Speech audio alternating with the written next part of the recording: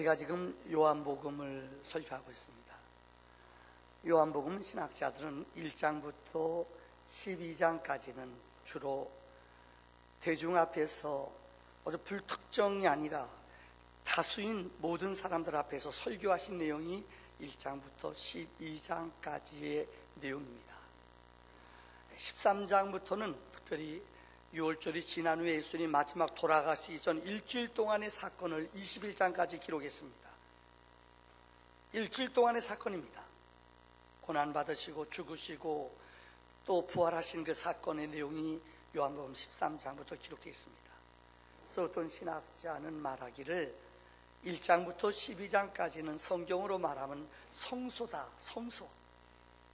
그 다음에 13장부터 15장까지는 지성소에 들어가는, 특별히 마가의 다락방에서 발을 씻기시고 주님이 특별한 몇몇 제자들에게 예수님의 오신 이유와 약속을 그들에게 특별히 맞춤식으로 설교하고 가르쳤다고 말하고 있습니다. 여러분, 제가 왜 이 얘기를 드리냐? 1절 말씀 한번 띄워주실래요? 우리 지난 시간에 말씀이에요. 주님은 이 땅에 계신 동안에 때를 아셨어요. 내가 떠날 때를 주님은 아셨다는 거예요. 더 쉽게 표현하자면 주님은 이 땅에 계실 동안에 자기가 세상을 떠나 아버지께로 돌아갈, 즉 죽을 때를 알았다는 거예요. 인생을 살아가면서 내가 어느 때 살고 있으며 내가 지금 어디로 가는지를 안다는 것은 참 위대하고 놀라운 사건입니다.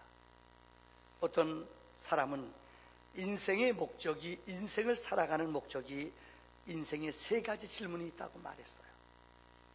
첫째는 나는 어디서 왔다가 어디로 가는가, 어디로 왔는가, 이런 질문 해보셨습니까?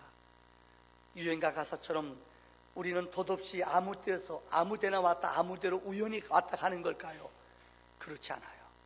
인생을 살면서 나는 어디로 왔는가를 한번 고민해 보셔야 돼요. 성경은 만물이 그로 말미암고 그에게로 돌아간다고 그랬어요. 하나님으로부터 말미암아 우리는 이 땅에 생명이 왔고 우리는 하나님으로부터 왔다고 성경은 말합니다. 두 번째는 우리 인생들이 무엇을 하며 살아야 되는가? 세상에서 나는 무엇을 위해, 어떤 일을 위해 살아가야 되는가? 이전에 탐 행크스라는 사람이 주인공이었던, 여러분 기억하시죠? 포레스트 컴프라는 영화가 있어요. 거기에 보면은 그분이 아내를 잃고 슬픔과 좌절 속에 마라톤을 뛰기 시작합니다. 수염을 기르고 몇 날, 며칠 동안 계속 뜁니다. 근데 이게 이 뉴스를 통해서 전국에 쫙 방영이 돼요. 오늘은 보스턴에서부터 어디까지 뛴다. 그럼 그 마을 사람들이 쫓아와서 이 사람 뛰는데 뭔가 있는 것 같아요. 함께 뛰기 시작해요. 계속 뛰니까 수많은, 어떤 때는 수십 명, 수백 명이 그를 따라 함께 뛰기 시작합니다. 그는 말하지 않아요. 아픔과 슬픔을 잊어버리기에 열심히 달려가기 시작합니다. 뛰는데 그 사람들은 왜 뛰는지 몰라요. 왜 뛰어요? 그냥 뛰니까 뛴대요. 포레스트 컴프한테 물어봅니다. 왜 뛰냐? 난 그냥 뛴다. 이 땅에 인생을 살아가면서 의외로 많은 사람 뛰기는 뛰는데 왜 뛰는지 모르고 뛰는 사람이 많아요. 이 땅에서 무엇하러 왔습니까? 당신 무엇으로 달려갑니까? 물어보래도요, 세상에 제일 불행한 사람은 내가 무엇을 위해 살아가는지 모르는 사람, 불행한 사람이에요. 저는 고등학교 시절에, 우리 동네는 서울시 동대문구 회기동, 저는 망우리에서 또 중고등학교 시절을 보냈어요. 경기도 남양주 넘어가는 촌이에요. 망우리 공동묘지, 망우교회를 다녔어요. 참 어려웠어요. 저희 동네 아이들이요. 가난한 동네에서 서울에서 이렇게 일변돌이었으니까요. 그런데 우리는 교회를 열심히 다녔어요. 정말 공부할 집이 없어 사업하다가 무너져서 친구들이, 공부할 방이 없어 내 친구들이 우리 집에서 3명이 같이 공부했어요. 근데 우리는 예수를 진짜 잘 믿었어요. 그때는 꿈을 가졌어요. 넌 이 다음에 거기서 뭐 할래? 한 친구는 자기는 법관이 되겠대요. 한 친구는 자기는 꼭 교사가 되겠대요. 저는 후에 결정했지만 저는 하나님의 일을 하고 싶다고 그랬어요. 그게 목사였어요. 지금 돌이켜보면 한 친구는 판사 마치고 아마 지난번 우리 교회 지을 때도 천만 원 헌금한 친구, 원하면 언제든지 주는 만한 능력 있는 친구예요. 이름 대면 알만한 유명한 법조인이 됐어요. 판사 마치고 지금 변호사로 얼마 전에 또 개업을 했어요. 한 친구는 학교 교장 선생님이에요. 저는 목사가 됐어요. 우리는 어렵고 힘들었지만 하나님을 위해 살고자 하는 열정이 있었고 꿈이 있었어요. 그러니까 하나님이 우리의 길들을, 하나님이 어렵고 가난했지만 하나님 우리 길들을 열어주셨어요. 세 번째는 죽은 후에 우리는 어디로 가는가? 여러분, 인생은 시작보다 끝이 좋아야 돼요.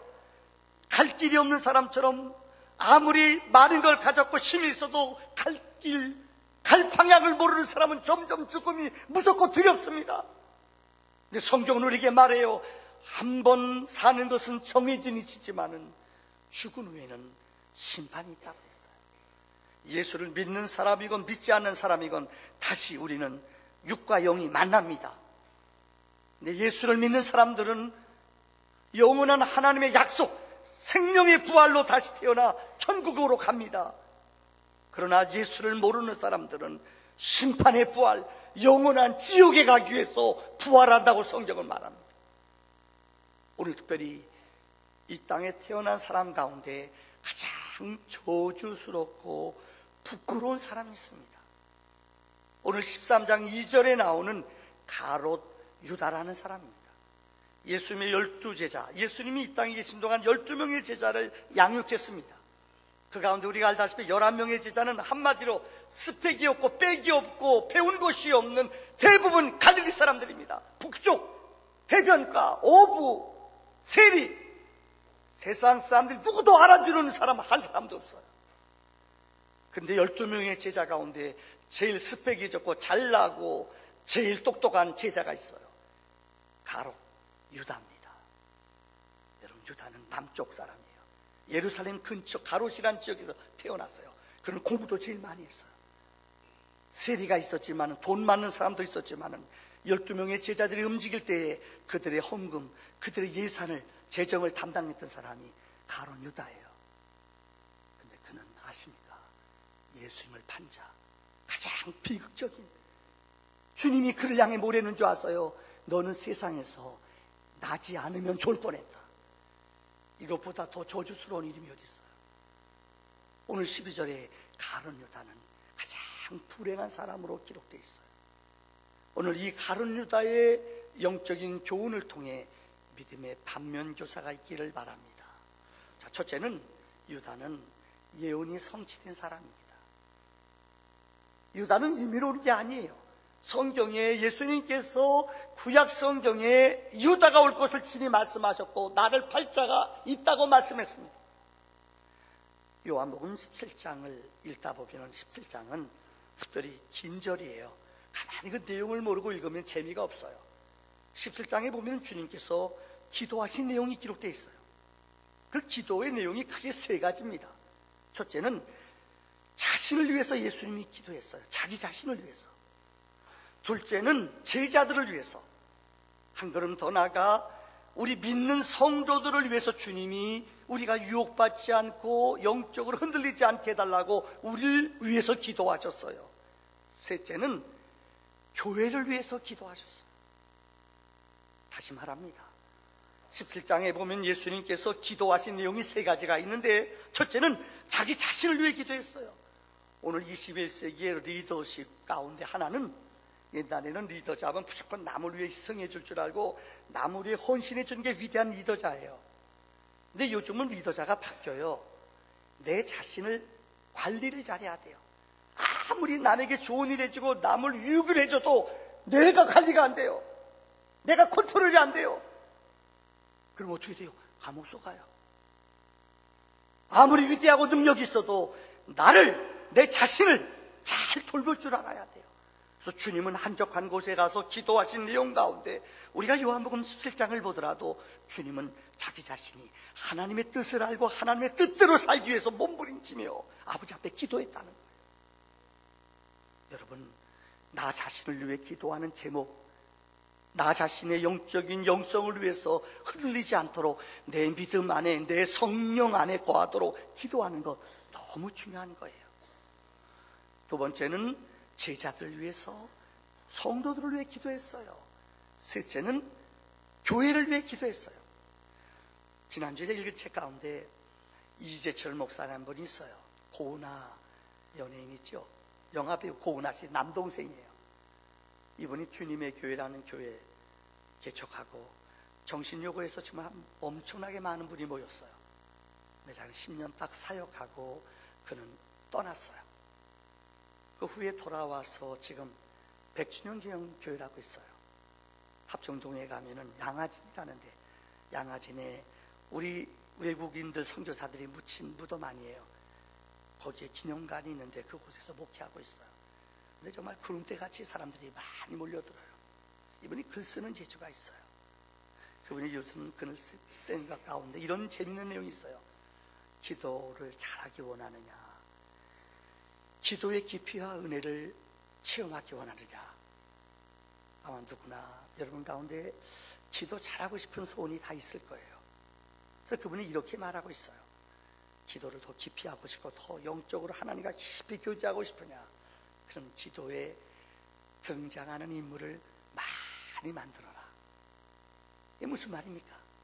대부분 사람들은 기도할 때에 나, 우리 집사람, 우리 아들, 내 집 식구들 여기서 벗어나지 못해요.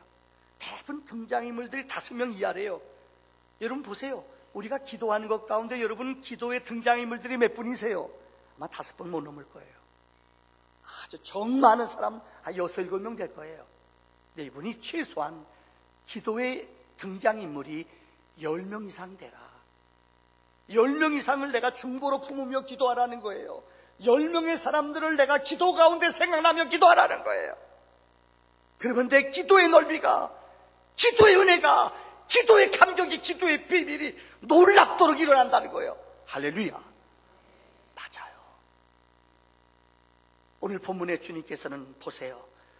예언을 성취한 것 가운데 주님께서 내가 모든 주의 이름으로 그들을, 모든 성도들을 보존하기를 원합니다. 그 중에 하나라도 멸망하지 않고 다만 멸망의 자식뿐이오니 이는 성경을 응하게 함이니라. 한 사람도 멸망치 않기를 원해요. 근데 주님은 말씀했어요. 멸망의 자식이 하나가 있대요. 그게 누구예요? 가룟 유다 말하는 거 아니에요. 이것은 성경을 응하게 하려 함이라 말했어요. 시편 41편 이 9절의 말씀에 보면은, 시편은 예수님이 오시기 몇백 년 전의 이야기예요. 시편 기자는 이렇게 말했습니다. 내가 신뢰하여 내 떡을 나눠 먹던 나의 가까운 친구도 나를 대적하여 그의 발꿈치를 들었나이다. 나랑 같이 떡을 나누며 먹던 가까운 내 친구가 나를 배신하여 그의 발꿈치를 들었다고 말해요. 이게 누구예요? 가룟 유다 말하는 거 아니에요. 한상에서 떡을 먹던 내 제자, 혈육과 같이 3년 동안 함께 지냈던 나의 친구였던 유다가 나를 배신하여 나를 죽게 한다고 주님이 말씀하셨어요. 여러분, 스가랴 11장 12절로 13절의 말씀에 보면은 그 내용이 뭐예요? 내가 은 30에 팔리울 것이라 라고 액수까지 정확히 말했어요. 예수님 오시기 500년 전의 사람입니다. 이거는 나중에 짜증이 한 게 아니에요. 예수님이 오시기 전에 하나님의 종 스가랴는 은 30에 예수께서 팔릴 것이라고 그 액수까지도 정확히 얘기했습니다. 시편 109편 8절의 말씀에 보면은 그의 연수를 짧게 하시며 그의 직분을 타인이 빼앗게 하실 것이다. 12명의 제자 가운데 속했던 그 유다가 자기 신분을 뺏겨요. 자기 직분을 뺏겨요. 그래서 그는 죽음을 자살하잖아요. 그 대신 성경의 제비를 뽑아 누가 뽑혔어요? 마띠아라는 사람이 그 직분을 감당한다는 거예요. 앞서 말씀드린 시편 49편 1절, 스가랴 11장 12절의 말씀, 또 시편 109편 8절의 말씀 이하도 많아요. 유다가 이 땅에 와서 예수님을 팔 것을 성경은 우리들에게 구체적으로 보여주며 알게 해주셨다는 거예요. 예언이 유다를 통하여 성취되었다는 거예요. 두 번째는 오늘 성경은 그 마음속에 마귀가 들어갔다고 그래요. 마귀는 어둠의 영이에요. 성경에 보면은 악한 영의 이름이 6가지로 기록되어 있습니다. 이것이 다 똑같은 종류들이에요. 첫째는 이사야 14장에 나오는 계명성이라는 것입니다. 어둠의 영은 성경에 어떻게 시작됐는가 구체적으로 그 약속을 하나님 보여주세요. 이사야 14장 말씀에 보면은 12절로부터 나와요. 너 아침의 아들 계명성이여, 어찌 그리 하늘에서 떨어졌으며 내 열국을 엎은 자여, 어찌 그리 땅에 찍혔는고. 내가 내 마음에 이르기를 내가 하늘에 올라 하나님의 뭇별 위에 내 자리를 높이리라. 이 말이 무슨 말입니까? 하늘나라에 하나님의 시중을 두는 천사들이 있어요. 천사와 사람이 훨씬 나아요. 그들은 영이 없어요. 여러분, 우리는 영원한 하나님과 교제를 나누어요. 천사는 하나님과 교제하지 못해요. 하나님의 시중을 두는 게 천사예요. 근데 그 가운데 대표적인 천사군이 3가지가 있어요. 가브리엘 천사가 있어요. 엘이라는 말은 하나님이라는 말이에요. 가브리엘은 기쁨을 전하는 천사예요. 그래서 예수님이 태어날 때 가브리엘 천사가 마리아에게 찾아왔습니다. 여러분, 사가랴와 엘리사벳에게 아기를 낳지 못하는 제사장이었어요. 그에게 찾아와서 천사가 말해요. 내가 아기를 낳을 것이다. 이 가브리엘 천사는 기쁨을 전하는 천사예요. 두 번째 천사가 있어요. 미가엘 천사예요. 이는 하나님의 시중을 두는 군사예요. 미가엘 천사는 하나님의 군사예요. 하나님을 경호하는 천사예요. 세 번째 천사가 있어요. 이 천사는 제일 하나님 곁에서 가장 곁에 측근해서 하나님을 시중을 두는 천사예요. 이 천사의 이름은 루시엘입니다. 루시엘. 이는 찬양하는 천사예요. 하늘나라에서 늘 찬양하는 천사, 하나님 가장 곁에서 노래 부르는 천사 루시엘이에요. 근데 그가 교만해졌어요. 오늘 말씀과 같이 그는 교만하여, 마음이 교만하여 하나님 자리를 넘봤다는 거예요. 그래서 하나님이 그 하늘에서 한 3층천에서 그를 내어 쫓았어요. 그래서 그를 공중 권세 잡은 자라고 말해요. 다시 말합니다. 루시엘 천사가 하나님의 자리에 도전하고 넘보다가 쫓겨나요. 그래서 그의 이름이 루시퍼가 되었습니다. 그 사탄의 모형이에요. 루시퍼. 그는 타락한 천사예요. 그의 졸개들이 지금 세상을 지배하며 우리를 공격하고 있어요. 루시퍼, 약한 영이에요. 두 번째 이름이 있습니다. 사단입니다. 사단이라는 말의 뜻은 성경에 52번 나오는데 방해한다는 것, 회방한다는 게 이게 사탄의 뜻이에요. 마태복음 16장에 보면 주님께서 너희들은 나를 누구라고 하냐 물어봤어요. 제자들은 주님께 대답했어요. 주는 그리스도십니다. 살아계신 하나님의 아들입니다.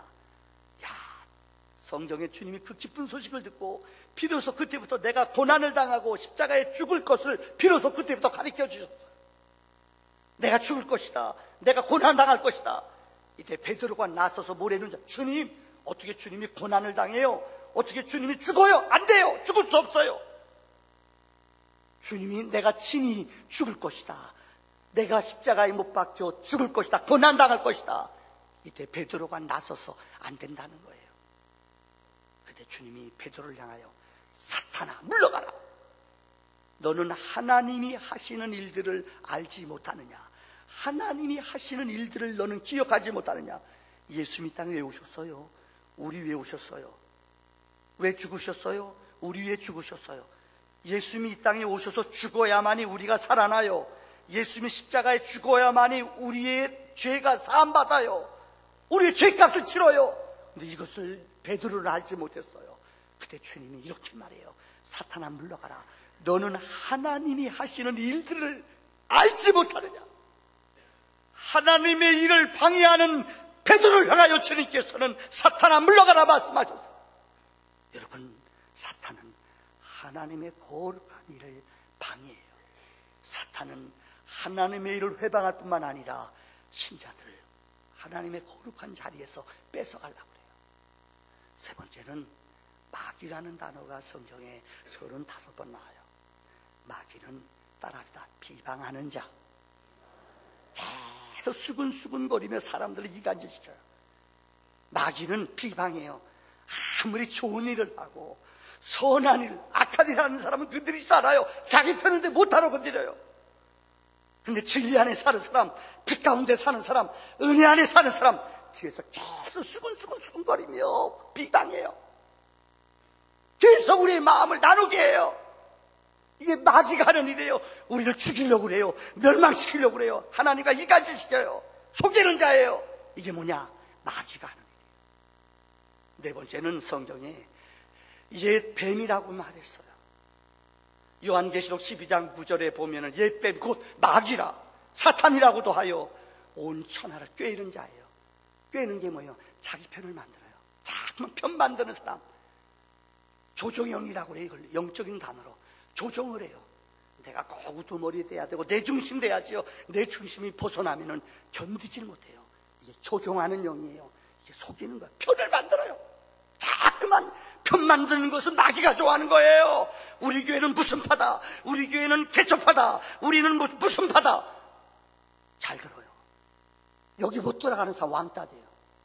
이 마귀 전략이래요. 편을 만들어요. 자꾸만 사람들을 네 편 내 편을 만들어 소외시키고 외롭게 해요. 이걸 몰라요. 이게 속이는 거예요.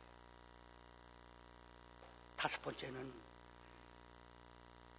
큰 용이라고 기록했어요. 온 천하를 꿰는 자, 큰 용을 내쫓기리니 그 땅에서 내쫓기는 자들, 사자들은 그들과 함께 내쫓기리라. 그들은 꿰는 자예요. 달콤한 말로 사람들을 유혹해서 자꾸만 영적인 하나님의 자리에서 멀어지게 해요. 그래서 그들끼리 모이면은 아세요, 영적인 것보다는 세속적인 얘기 좋아해요. 믿음 생활이 게을러져요. 왜요? 병들었거든요. 꼬여요. 내가 병들고 문득병 환자처럼 병들었는데도 병들 걸 모르게 해요. 왜요? 꼬임에 영적으로 넘어갔어요. 그들은 달콤한 말로 꼬셔요. 괜찮아. 다른 집사님도 그러는데 너는 어때? 다른 권사님도 빠지는데 괜찮아. 뻔뻔하게 만들어요. 이 꼬임에 속아요. 그래도 몰라요. 왜요? 벽이 들었어요. 여러분, 꼬임에 속지 마십시오. 꼬임의 자리에서 벗어나시기를 바랍니다. 마지막 여섯 번째는 계시록 9장 11절에 나오는 말이에요. 히브리 말로는 부적행이 사자, 바로 그 이름은 아바돈이라고 그래요. 헬라 말로는 아블루온이라고 말해요. 그는 파괴하는 거예요. 어떤 공동체든지 파괴시켜요. 말을 통해서든지 상처를 주든지 마음을 사람들을 나누게 해요. 그래서 요한복음 10장에 보면 주님은 말했잖아요. 나는 이 땅에 생명을 주러 왔다. 풍성한 삶을 하나 되게 하기 위해서 나는 왔다. 그러나 마귀는, 마귀의 속성은 그들을 죽이고 멸망시키고 파괴하려고 왔어요. 공동체가 파괴되는 말, 공동체가 무너지는 말, 이거는 파괴하는 영, 아블론이에요. 여러분, 계명성, 사단, 마귀, 흔용, 여러분 옛뱀, 아블론, 이들의 특징이 뭔지 알아요? 어떻게 하든지 우리 영을 하나님께서 멀어지게 해요. 어떻게 하든지 사람들을 나누게 해요. 어떻게 하든지 싸우게 만들어요. 자꾸만 싸우려는 사람들, 분을 못 참는 것들 아세요? 어둠의 영들이 여러분의 마음을 빼앗아가는 줄 믿습니다. 오늘 이 어둠의 영이 가룟 유다 마음속에 들어갔다는 거예요. 그러니까 주님을 팔아요. 마지막 결론에 맞습니다. 오늘 본문에 보면 가룟 유다는 마태복음 7장에 실패한 이유가 네 가지가 나와요. 첫째, 그는 후회만 했어요. 회개를 하지 않았어요. 마태복음 17장 3절에 보면 예수를 판 유다, 그의 정죄함을 예수님이 십자가에 죽는 것을 보고 그는 스스로 누이쳤대요. 그래서 은 30을 대제사장들과 장로들에게 도로 갖다 줬대요. 여기 기록되어 있는 스스로 누이쳤다는 단어는 잘 기어가 회개라는 단어가 아니에요. 후회라는 단어예요. 따라합시다. 후회하지 말자. 회개하자. 많은 사람들은 속아요. 후회해요? 후회는 머릿속으로만 깨닫는 거예요. 돌이키지 않는 거예요. 바보는 늘 작심만 해요. 바보는 늘 결심만 해요. 행하지 않아요. 분주하게 만들어서 내 삶의 우선권을 혼돈하게 해요. 머릿속으로 생각하게 하지 결단하지 못하게 해요. 이게 마귀간이에요. 오늘 가룟 유다는 후회했어요. 잘못했다 느꼈어요. 그러나 그는 그 자리에서 나오지를 못했어요. 이게 바로 후회예요. 두 번째, 그는 늘 괴로워했어요. 여러분, 죄짓고 또 여러분 영적으로 다운되고 어려워서 이러면 안 되는데 알아요. 괴로워요. 내가 이렇게 살면 안 되는데, 내가 이렇게 살면 알아요. 근데 괴로워만 해요. 힘들어만 해요. 늘 변명만 돼요. 괴로워만 하면 뭐예요? 머무르면 뭐예요? 그 자리에서 나와야 돼요. 그 자리에서 예수의 이름으로 일어나야 돼요. 괴로워하고 고민만 하면 안 돼요. 마귀는 괴로워하고 고민하고 나는 병 들었어, 시험 들었어. 그게 뭐 잘났어요? 이겨야지요. 이제는 일어날 때가 아니에요. 이제는 나와야 되잖아요. 난 약해, 나는 시험 들었어, 나 육신이 약해. 그만 핑계대요. 속고 있는 거예요. 여러분이 영혼이 죽어가는 거예요. 그는 괴로워했어요. 너무너무 괴로워서 어떻게 해요? 돈 갖다 주고. 세 번째 보세요. 그는 돈을 갖다가 은성수에 갖다 던졌어요. 안 받으니까 미안하니까 돈 갖다 주니까 안 받아요. 이 돈을 그는 던져버렸어요. 그 마지막 네 번째 어떻게 했어요? 스스로 어떻게 했어요? 자살했대요. 여러분, 참 마음 아픈 얘기예요. 요즘 우리 주변에 유명한 연예인들, 많은 사람들 몰라요. 인기 때문에 그럴 수도 있어요. 명성 때문에 그럴 수 있어요. 그런데 힘들고 어렵다고 생명을 끊는 것, 이거는 가장 정말 하나님 앞에 부끄러운 일이에요. 몸이 아프고 힘들 수 있어요. 그래도 생명은 하나님의 것이에요. 하나님의 것을 도전하는 것은 안 돼요. 내 생명을 함부로 끊는 사람들, 이건 성서적으로 하나님께 도전하는 것이에요. 다시 말씀을 정리합니다. 유다는 성경에 기록된 인물 가운데 제일 부끄럽고 저주스러운 이름이에요. 오직 하면 주님이 그를 향해 너는 나지 않는 것이 나을 뻔했다, 이런 말씀 하셨겠어요? 너는 나지 않는 게 나을 뻔했다. 그는 후회만 했지, 고민만 했지, 결단의 자리로, 생명의 자리로 나오지를 못했어요. 여러분, 회개가 뭔 줄 알아요? 제가 오래전에 설교 시간에 그 얘기를 드린 것 같아요. 일본 동경에 가면은 큰 장로교회가 있어요. 그 교회 전도사님이 정말 누가 봐도 나이가 많으신데도 미모가 아주 뛰어나시대요. 정말 누가 봐도 얼굴이 아주 아름답게 늙으셨어요. 그런데 이 전도사님 결혼도 하지 않았는데 항상 머리를 길게 길러서 오른쪽으로 늘 따고 다닌대요. 교인들이 궁금했어요. 왜 저렇게 머리를 더운데도 길게 기르고 이렇게 오른쪽으로 따고 다니는지 몰랐어요. 근데 어느 날 이 전도사님이 설교하시는데 이 머리를 내가 오른쪽으로 기른 이유를 설명을 하더래요. 내용인즉 이분은 이 동경의 제일 유명한 술집의 마담이었대요. 어머나, 술집 마담이었대요. 그런데 그 동경에 있는 철강회사 회장님이 이 여자 보고 반했어요. 그래서 이 여자랑 같이 살자. 그래서 그분의 본의 아니게 초비됐어요. 이분은 예수를 진짜 잘 믿는 분이었는데 이게 자기 생활은 편하고 자기 생활은 윤택하지만 이건 하나님 기뻐하지 않잖아요. 도저히 견디기 힘들어서 그는 도망갔어요. 이 남자가 그렇잖아요. 막 쫓아와서 찾아오는 거예요. 시골로 도망가면 어떻게 해서 꼭같이 찾아와서 난 당신 없으면 못 산다고 막 물고 늘어지는 거예요. 이렇게 5년을 흘렀대요. 도망가도 이 남자가 끝까지 따라오는 거예요. 벗어나올 수가 없어요.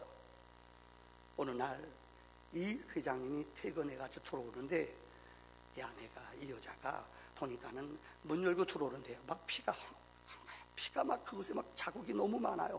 이건 무슨 일이야? 깜짝 놀라 들어와봐. 이런 일이에요. 이 여자가 자기 오른쪽 귀를 날카로운 칼로 베버린 거예요. 이걸 잘라버렸어요. 이 여자가 이래도 나를 좋아해요. 그러다가 너무나 이 사람이 회장이 무서워서 겁이 나서 도망갔대요. 아직까지 안 온대요. 무슨 얘기 같죠? 여러분, 죄는 이 정도로 결심하지 않고 이 정도로 결단하지 않으면 죄는 이겨내지 못해요. 또 다시 반복해요. 또 그 자리로 또 나가요. 죄는 이런 결단하고 아프지만은 잘라내고요. 내 귀가 잘라내는 지금 그분이 그래서 불구해요. 이 귀가 없어요. 여기다 머리카락을 지금 이렇게 긴 거예요. 그래서 우리 교회도 어떤 분들 머리카락 이렇게 하면 저분 귀 잘랐구나. 이 정도로 결단하지 않으면 죄는 이길 수 없는 거예요. 악한 영이 얼마나 여러분 우리를 욕하는 줄 알아요? 그가 머리가 나쁜 줄 알아요? 기가 막혀요.